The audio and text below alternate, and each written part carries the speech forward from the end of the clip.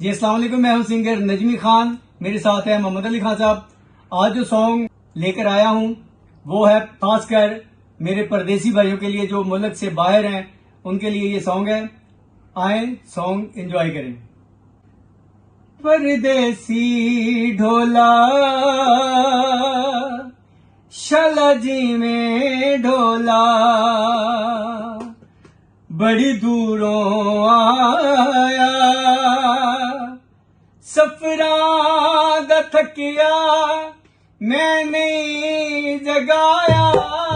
परदेसी ढोला शाला जी में ढोला, बड़ी दूरों आया सफरा दा थकिया, मैं नहीं जगाया।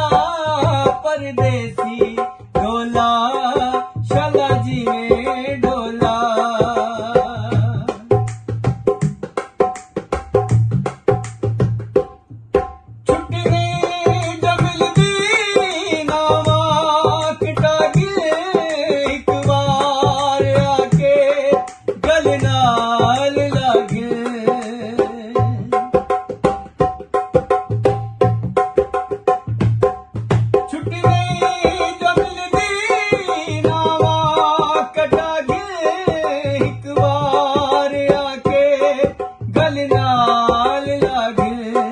बस कर वे ढोला, बस कर वे ढोला, महबूब कमाया सफरा दा थकिया, मैं नहीं जगाया।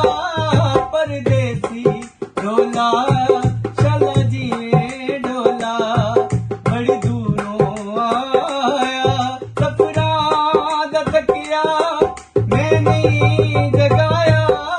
परदेसी ढोला शाला जी में ढोला।